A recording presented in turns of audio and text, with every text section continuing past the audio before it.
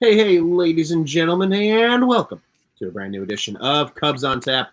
Yes, it's early. Yes, it's only 3:40. Yes, this game, I think, is in maybe the 8th inning. Not even. I think we're still in the 7th. But that doesn't matter because the Cubs are getting their ass whooped. But we are here, nonetheless, to talk about Cubs baseball. I'm Ron Luce, joined by the one and only Joe Barris today. Before we get started, sir, how you doing on this beautiful Sunday here in Chicago? Not too bad. This is like I said. I think I don't know if it was with. I think it was with Juice. I did the preview for this coming series. And it's like there is no winning in this series. Obviously, this is ultimately losing more than you'd like, but there's nothing different to take away from this series besides that we just have to hear it from White Sox fans a little extra. So, yeah, more or less. And for those that do follow along with Cubs on Tap, you do know that we are part of the On Tap Sports Network. We do cover the White Sox as well here at the website, and we have plenty of White Sox fans as a part of our website. So, Joe and I get not berated, but we definitely get reminded of the Crosstown, at least this season. That's probably a good way to put it. Yeah, it just reminded, and it's usually subtle, and it's just enough to just, make you a little extra sad. But we'll not worry about that because there was some positives from the weekend. There are some things we can talk about, and a lot of it, I actually believe, Joe, centers around a great article that you just wrote that was released today about this team, late bloomers was kind of the topic at hand. And Mills made that comment after the win on Saturday. So yesterday, for those that are watching live, Saturday for those that might be listening on Monday is a podcast nonetheless. And you nailed it on the head, man. I mean, really, we've seen these guys that you highlighted in your article have good weekends. Alec Mills, obviously, yesterday was phenomenal against the White Sox. Michael Hermosillo made a great catch the other night, also hit a home run. You add on to that, Patrick Wisdom and his crazy run that he's on right now. Frank Schwindel, the legend of him, continues. And you and I talked very briefly before we got on the show about Rivas making his debut today and already has 2 hits. So, some of these kind of quote-unquote late bloomers are really doing a nice job for the Cubs. So I want to turn it over to you first and promote your article a little bit. Shameless plug. No problem with that. But, what are your thoughts just on some of these guys from the weekend and, maybe what it means for this team, not only in 2021, but also in 2022? So, part of the point of the article was especially with Mills, as he just came off that, outstanding 8 1/3 shutout start. You look at his career numbers; they're not, jumping off the page at you. But you think about the type of player he is. He's a back end of the rotation guy, and as a starter in his career, he's got a 4.14 ERA. I mean, if you don't want that at your 4th or 5th starter spot, you're just crazy and you're in denial. Like, that's outstanding. And he's consistent. He can go into the bullpen and he can give you starts. So he's done a really nice job. But the main thing, especially with the weekend Patrick Wisdom had, back-to-back 2 homer nights. I mean, come on. I tweeted this out. Me and you were talking, I don't know, a week, 2 weeks ago. We're like, what do you think? We're like, is he going to get to 25 homers? We're like, yeah, probably. Did we think it was going to happen this quickly? No way. So you keep seeing that number. You're like, okay. Is he going to get to 30 now? Like, right. He's one away from from tying Chris Bryant's rookie record for the Cubs, and he's only played. Today's his 82nd game. Like, that's incredible. So that's crazy. I mean, it's amazing. Like, part of the reason why I think he can stick in the major leagues, maybe not have this amount of success, but you see when the pitcher makes a mistake, he puts it in the seats. And then even his second home run yesterday, I mean, that pitch was in off the plate and he got his hands in there and he put it out in the left field. Like, he's making a pitcher pay for the mistakes, and 2, he's putting a ball in the seats, even if it's not necessarily a mistake. So that's just something that really makes you think, okay, this can continue. And then Dope Breadbeat in the comments just saying he's got gold glove caliber defense as well. Like, he's outstanding over at third base. He started a couple of nice double plays, had one today. I mean, he's doing it all right now. And now you're looking back and you're like, okay, MLB probably wasn't too wrong to put him on that Field of Dreams graphic. Yeah, right. I mean, so he'll be here, whether it's sustained all the way through next season, but the Duke can hit 30 home runs next year. Like, that's not crazy. I mean, that's not crazy in the league overall anymore. but he has that power. I mean, we're seeing it. It's no surprise. And then you look at guys like Michael Hermosillo. He had a little bit of time with the Angels. He's shown you he can go out there and have a nice little platoon out in the outfield, before you hit left-handed pitching. Mm-hmm. And then same thing with Rafael Ortega, who would be the opposite, hit right-handed pitching. So it's just nice. You're seeing guys who have had chances in the big leagues, some more than others. I think Ortega's on his 5th major league team, but they're going out there and they're earning themselves another job. Whether it's with the Cubs or it's another team, these guys are making themselves big leaguers. And Wendell too. He had a home run today. They're big leaguers, and they're earning themselves another shot, whether it's with the Cubs or not. So that's pretty cool. Yeah, that absolutely is cool, man. And quickly before I kind of add on to what you said, good afternoon to our friend Dope Redbeard. I need to note that Patch of Wisdom starting Mustache March in August, and I'm a big fan of the mustache. I think he rocks it. I mean, I think I came to this realization yesterday. It's a weird thing maybe to say, but I think I have a man crush on Patrick Wisdom because he's just a handsome son of a bitch. He's a good baseball player. I mean, he plays great defense. Yeah. And the thing that, too, I think that brings that actually brings more value to Patrick Wisdom now is the fact he can play multiple positions. Mm-hmm. We've seen him a lot in left field, and he plays a good enough left field. You don't have to be an elite defender out in left field. I mean, for fuck's sake, we see Eloy playing defense in left field on the south side. Everybody knows he's not a good defender, but that's okay. You don't need to be a great defender to play left field, especially if you have a good center fielder that can cover some ground. But he's playing left, he's playing first, he's playing third. I'm sure you could, if you really needed to and you were in a bind, you could put him in right. Like, at least he gives you some position versatility, too, on top of it. And like you said, I mean, he's only had, 250-something at-bats this season so far already, and he has 25 home runs. Literally, AAA Iowa Cubs manager was like, yeah, you give Patrick Wisdom 400 at-bats in the big leagues. He's giving you 30 tanks. Fuck, he might do it in 300 at-bats. Fuck 400 at-bats. He might do it in 300 at-bats. Like, he's been so good this year. And even some of the other guys, too, right? Schwindel has been unbelievable since he's come up to the Cubs. Mm-hmm. I mean, that's been just a story in itself. Literally, there's a reason we continue to say the legend of Frank Schwindel, because it is a legendary story the way he's been playing right now. Mm-hmm. And then you also note, Ortega. That's my boy back there with the jersey. And Hermosillo, like these guys, like you said, it's cool seeing them play well enough. Sure, that's not translating to wins for the team as a whole, but these guys individually are playing well enough where it allows them to be in the big leagues in 2022 probably, or at least stick somewhere with somebody, whether that's here in Chicago for the 2022 season or elsewhere. I think if we're being entirely honest, the most likely two that you highlighted in your article that'll be here next year are probably Mills and Wisdom. Mm-hmm. But who's to say that Frank Schwindel doesn't get a look as maybe just a guy off the bench, or even Ortega is maybe like a fourth outfielder, assuming they make a move to go get a guy to play left maybe next year. You still have Hayward, and you probably bring up Brennan Davis. There's still a place potentially for a guy like Rafael Ortega on this team, even if he is going to be 31 years old. So it is very cool to see these big leaguers, like you said, get that chance. Mm-hmm. He's not going to be an everyday player. If he continues to hit, I mean, he's hitting well over 300 against right-handed pitching. I mean, even if that comes down a little bit, I mean, you can lock him in there, 3 times a week facing a right-handed pitcher. Yeah, like if he can continue that way. So that's he's not going to be an everyday player. Same thing with maybe Hermosillo, but they're versatile. They're good outfielders. You can put them in late in the game, and you need a hit. Say a lefty comes in. Hermosillo gets a nice at bat. Who knows? Absolutely. And, that's the thing for some of these guys. And you see it around the major leagues. Like, not every player is a star. It's just natural, right? I mean, it's a fucking miracle if you get to the big leagues just in general, let alone being a star and maybe even a Hall of Fame player. And, like, that is why some of these guys, they're able to find that niche. They're able to become a good player. And they stick around in the big leagues for a long time. I mean, look at some of the guys over the years that have played for the Cubs that stuck around even well past them playing for the Cubs. Look at a guy like Darwin Barney.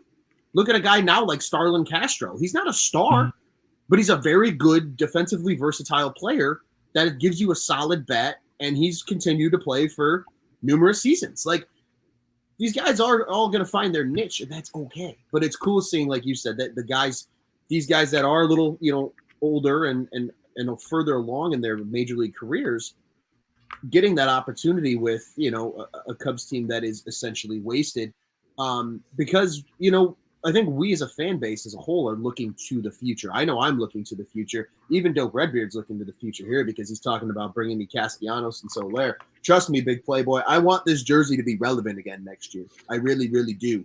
I broke it out purposely for today's episode. I was going to wear it, but it's a little hot and I didn't want to wear it. So, not crazy to think you have a man crush on Patrick Wisdom, one of your favorite players, Castellanos. A lot of similarities there.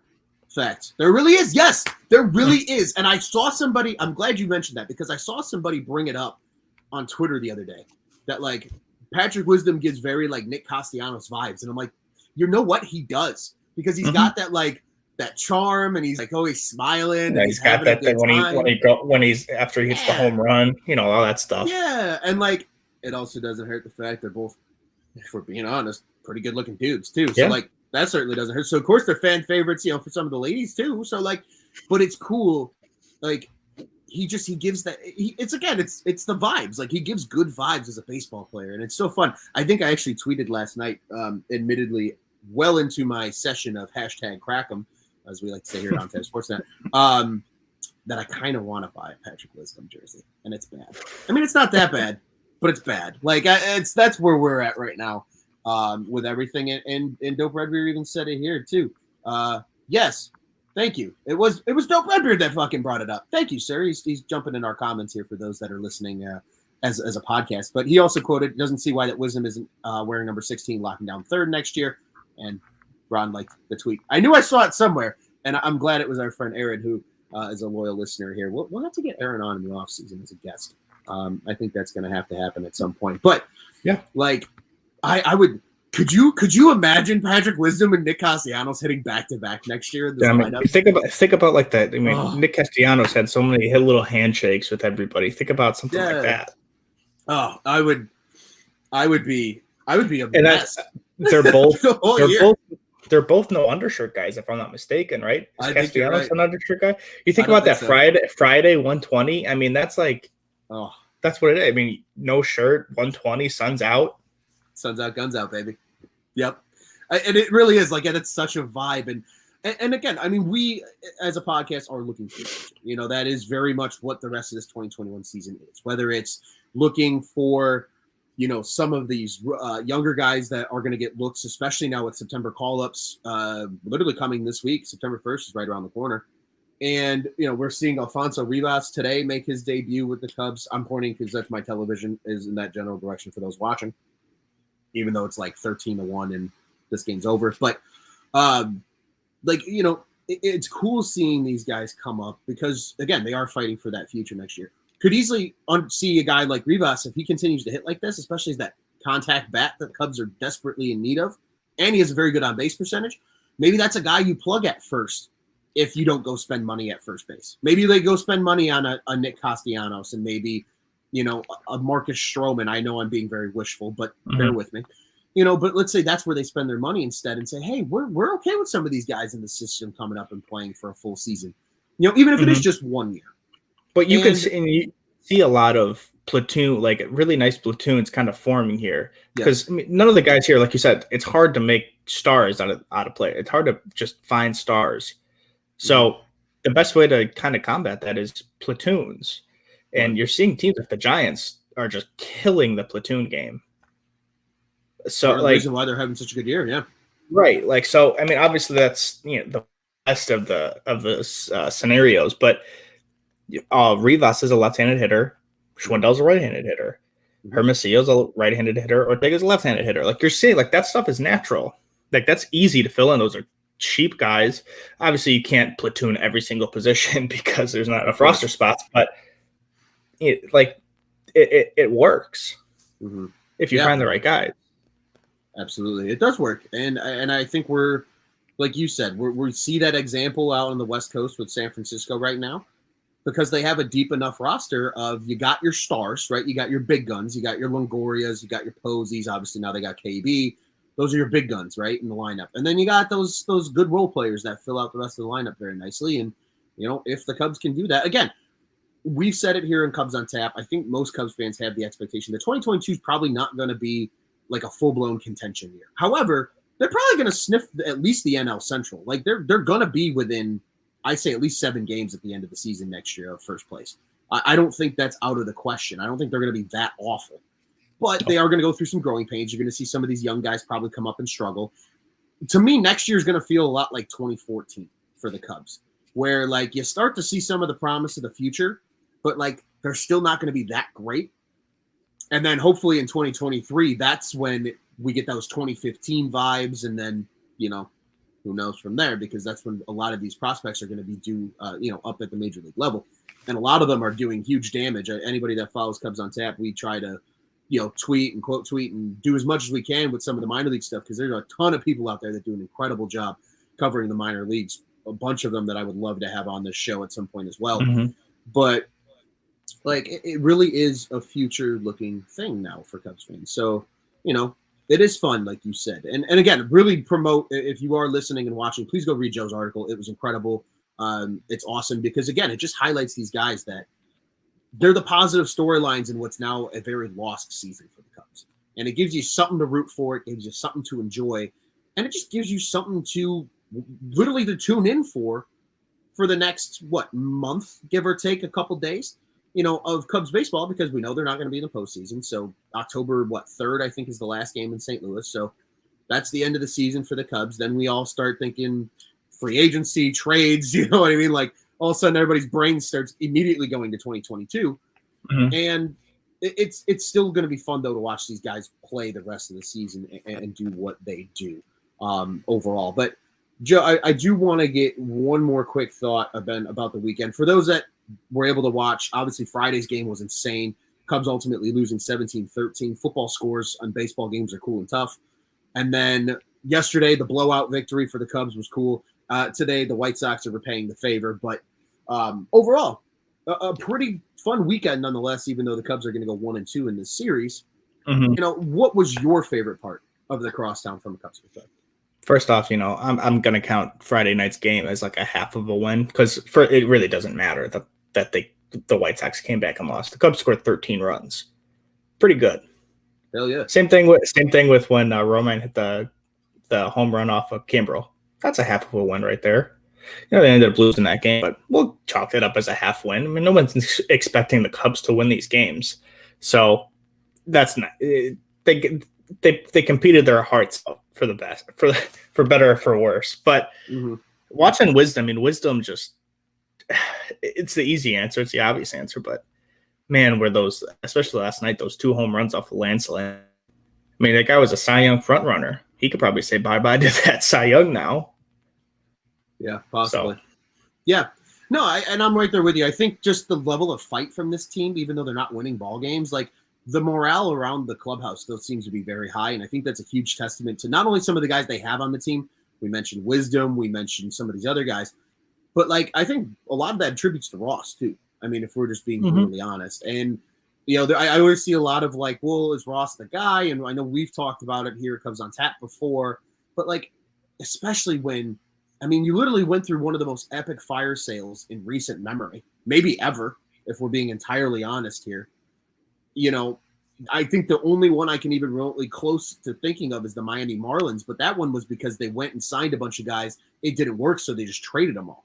This wasn't like, oh, this was our core that we literally broke an 108-year curse with, and they're all gone. Like, that, again, it was literally, like, mind-numbingly just extreme. Like, we'll probably never see that again at a trade deadline. So for the fact that Ross was able to do that and go through that, and then still at least put a team on the field that is at least competing in most games. Like, sure, they're not winning a lot of games, but, like, it's not like there's a terrible clubhouse atmosphere and they're, like, yelling at each other in the dugout. Like, none of that's happening. And I think that's probably my favorite part of the weekend is, like, sure, they're like, today they're getting their shit kicked in, but, like, Rivas is having a good day individually. Patty Wise had a great weekend. Schwindel had a great weekend. Like, and they look like they're still having fun, and like the team culture is still there. And I think a lot of people were afraid that was going to go with the guys when they were traded at the deadline. So for me, that was my favorite part. But I wanted to get your intrigue, and our AAA Iowa Cubs correspondent Scott from Iowa, he's only here for the Patrick Wisdom bombs. I think that's how the rest of us are too. And Good point by Joe Bradbury. I want to bring note to just really quick. CBA negotiations are going to be huge. We all joke about DH is coming to the NL in 2022. That's going to be a huge piece of that this winter. So something that Cubs fans and Duke, we love you too, buddy. One of our fellow on tap writers here jumping in our comment section today. But Joe, I don't have much more on the weekend. Obviously, I mean the Cubs got one win. Big appearances from guys like Mills and Wisdom, and I'm sure we're going to focus heavily on Wisdom for the rest of the season as well. And again, I'm highly encouraging everybody to go read Joe's article. I think it perfectly encompasses today's episode as well as the rest of the weekend. So Joe, quickly, I will turn it over to you for any final thoughts before we go ahead and look forward. Kind of just want to echo your sentiment on David Ross. I completely agree with you. There's tons of people out there criticizing him, saying, "Is he the guy?" Blah blah blah. He's still going through a learning curve himself too. I think he is. I think he is our guy. Whether or not that means he can go out there and coach us to a World Series or whatever, who knows?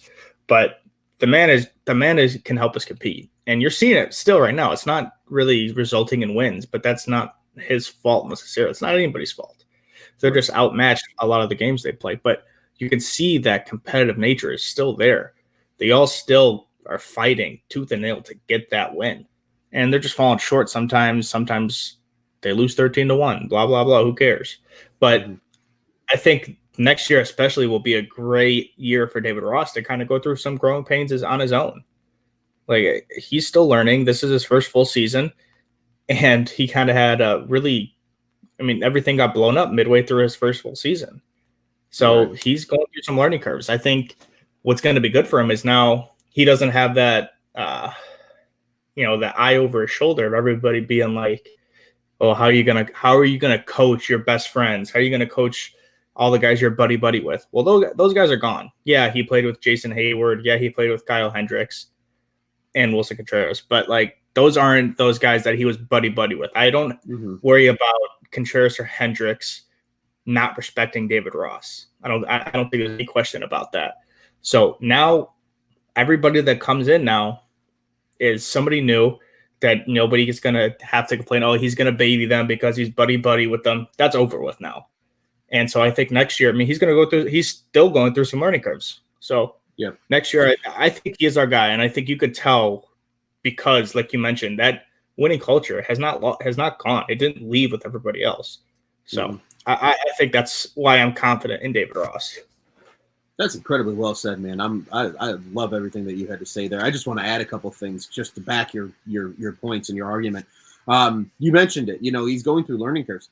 How would you like to be a first-time manager and deal with a COVID-19 shortened season and literally the most epic fire sale in potentially MLB history? That's his first 2 seasons in the major leagues. Oh, and today's game is what, the 192nd game of his managerial career. So he's theoretically 30 games into his second season as a manager. I agree with you. I think people need to pump the brakes. He's still learning too. And actually, this feels like maybe a perfect storm that he and this team are all kind of learning and rising together. So maybe in 2023, 2024, when this team is truly competitive, hopefully again, everybody's at that elite level. So I love what you had to say. One thing I would like to add as a final thought before we go ahead and look forward. Thank you, White Sox, for Cody Hoyer, because I still believe he's going to be the gem of that Kimbrel trade. I think Madrigal's going to be very good. Don't get me wrong. Love having a guy that's probably going to hit 300 every year for the rest of his career. I thoroughly enjoy that. But I think Cody Hoyer working in the pitch lab is going to be literally just it's going to make me so happy, and I can't wait for it. So thank you, White Sox. I think he looks much better in the blue. I really dislike the black and white colors for uniforms in general, but and just a better number too. He's wearing 65 with the White Sox. 12 looks nice. I like 12. 12 looks good. And by them giving him 12, hey, we're giving you a good number. So you're part of this. Sticking around. You're sticking around. You're not just coming in for a year. We're shipping you off somewhere else. He's definitely going to be a part of the future. Well, looking forward, as we mentioned, Joe, putting this Crosstown fully behind us for the rest of the season. Not going to lie to you, given the circumstances of this season. Thank goodness that's the case. But the Cubs are going to travel to the Twin Cities, and they will play the Minnesota Twins up in Minneapolis, Minnesota. At what I've heard is a very beautiful ballpark there in Target Field. It will be a 7:10 Central Daylight Time first pitch on Tuesday, August 31st. Cubs are off tomorrow, which Very strange for the Cubs to have a Monday off day, but we'll take it. Everybody can reset at the start of the week. If you're listening to the game, your usual places to find that for Chicago, 670 The Score, watching on Marquee Sports Network.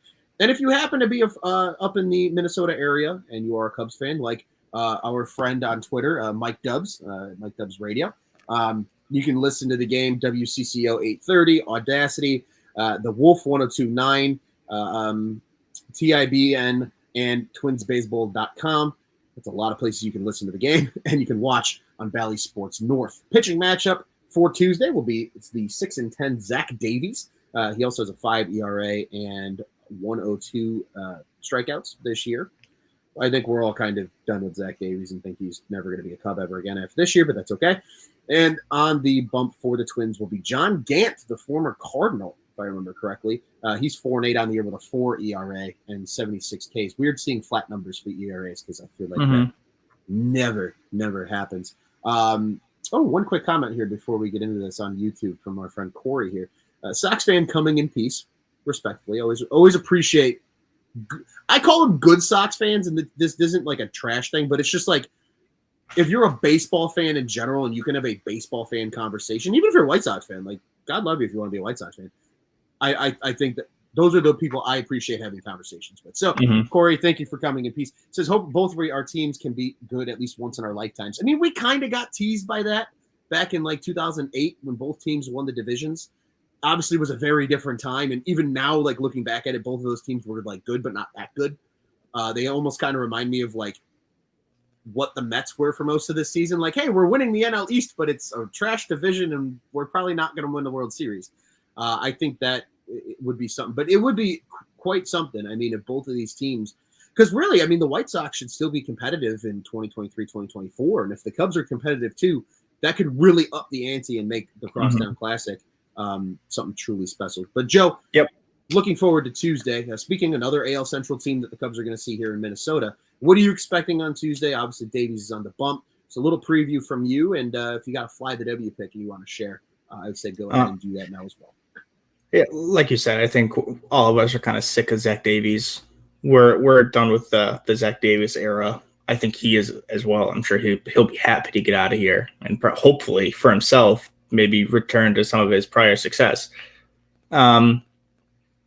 It's two not so great teams facing off against each other, so there's not much to say about it. Yeah, John Gant, former Cardinal. I'm not sure it must have been in the J Happ trade. That's what it was. There you go. So he's recent. He's really new to the Twins organization. So, well, I mean, we'll see. I think he's a right-handed pitcher. Yeah, there's not much to say about it. I mean, the Twins are having even more of a disappointing season than the Cubs, considering they came out of the gate just flat. At least the Cubs had a spark at some point. So we'll see. Hopefully we can continue to see, our young guys and some of the new guys continue to hit a little bit. The pitching has really just taken a dive. That's what sucks to watch. But you take it for what it is. You hope to continue to see good at bats from some of our new guys, and hopefully it gets all together into a win. So I think since we have a right-handed pitcher on the mound, I'll go with Ortega. I think he'll stay hot. Maybe put a little spotlight on that jersey back there. Little spot, yeah. It's a little dark for those that are watching live. The clouds are rolling and the rain's coming where I live, so you can't really see the jersey all that well. But it's back there. The lovely number 66. The next time I'll be at Wrigley's on September 11th. Ironically, I'll be there for when KB returns to Wrigley. I really hope they have Patrick Wisdom jerseys like they did Ortega jerseys hanging in the store, because I'll tell you what, if they do, I might be getting one. But nonetheless, I like that pick. I think Ortega is a good pick. And yeah, I mean what you said too, it really feels like for the rest of the season, outside of potentially getting Alzolay back and just seeing what he has left in a couple of starts, Kyle just being a joy to watch usually. Obviously today had a rough day, but Hendricks is always a joy to watch. But really, like from the pitching side of things, it really is just Steele, Keegan, and then to me at least Hoyer and Rodriguez then out of the pen and hopefully high leverage situations. So I agree with you. Like right now it is more fun watching this team hit because you do have Patrick Wisdom and Schwindel and Ortega and Hermosillo and Rivas if he continues to get 2 hits every game like he did today. Like those are going to be the fun guys to watch. So I agree with you. I think that's going to be a good time. And I'm going to go ahead. I want to go ahead and do it. I don't know. This is what kills me. So I'm gonna put a little asterisk on my pick, and here's why. I want to pick Alfonso Rivas for Tuesday's game. High contact guy, left-handed bat, so you know he's good against righties. I want to see what he has to do. The only thing is I don't know if he's going to be playing first or if it's going to be Schwindel playing first because, let's be honest, Schwindel really hasn't had any issue hitting anybody. But now that it actually just dawned on me, they're an AL team. We'll have a DH on Tuesday. Right. So I am going to go ahead. I am going to go ahead and take Rivas, actually. Yeah. Without any constituents, my asterisk pick was going to be Wisdom. But I'm going to go ahead and roll with the new guy. We're going to go with Rivas. He'll definitely be in there. Yeah. Whether he's playing first or DH. Right. Yeah, he played first today and Schwindel DH'd. So yeah, so maybe they flip-flop or maybe the same thing or whatever. But I'll go ahead and take Rivas. I really want to see what he has to do because, again, we've heard so much about him. I mean, Alex Cohen is a great resource on Twitter, the broadcaster for the AAA Iowa Cubs. A couple of friends of the program, Brian Smith being one of those guys, have done a great job. Rivas' name has been very much in the waves of how good he's been this year. So I'm legitimately excited to see. He's only 24. He's young. He was only drafted. He was in the 18, same draft class as Andrew Vaughn because they were talking about it today on the broadcast. He was a 4th round pick, I think, in 2018 by the Oakland Athletics. I don't understand how he ended up with the Cubs. Was he just It was Tony Kemp trade. They showed it earlier today. So the Cubs, who'd they get? I forget. They got Tony Kemp from the Astros and then traded him. They sent him to the A's in the offseason. That's right. Oh, the Cubs won that trade too. Let's fucking go, Jed. Yes, I love that. Before we drag this thing out anymore, do you have any more thoughts today before we wrap this thing up? No, Cubs game just went final, 13-1.